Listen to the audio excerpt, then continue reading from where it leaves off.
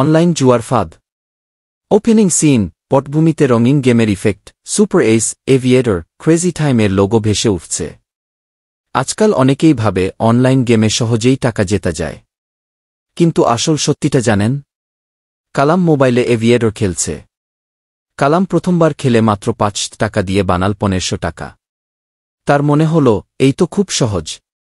স্ক্রিনে প্লেন উপরে উঠছে, বড় বড় মাল্টিপ্লায়ার দেখাচ্ছে। গেম তাকে দেখাল ২ গুণ, ৫ গুণ, এমনকি ১০০ গুণের লোভ। কালাম ভাবল, আরেকটু অপেক্ষা করি, এবার লাখপতি হব। হঠাৎ প্লেন ক্রাশ, টাকা শূন্য। কিন্তু ঠিক যখন ক্যাশ আউট করতে চাইল, সব শেষ। টাকা শূন্য। কালাম কষ্টে মাথায় হাত দিয়ে বসে আছে। শুরুর দিকে জেতানোটা আসলে ফাঁদ। শেষমেশ সব টাকা হারায় খেলোয়াড়, লাভে থাকে শুধু মালিকবাবু। টেক্সট ভেসে উঠছে, সুপার এইস, এভিয়েটর, ক্রেজি টাইম। ফাঁদ কি? এইসব অনলাইন জুয়া মানুষের টাকার লোভকে ব্যবহার করে। খেলোয়াড়কে নয়, মালিককেই করে ধনী গে। ক্লোজিং সিন, কালো ব্যাকগ্রাউন্ড, বড় লাল অক্ষরে সতর্কতা। মনে রাখুন, জুয়া কখনোই সহজ টাকার রাস্তা নয়।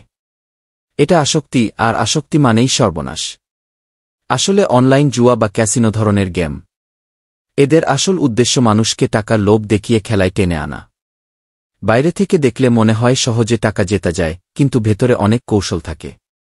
প্রথমে ছোট ছোট টাকা দিয়ে খেললে কয়েকবার জেতাতে পারে, যাতে মনে হয়, আরে খুব সহজ তো, আমি পারব। এটা এক ধরনের হুক কিংবা ফাঁদ।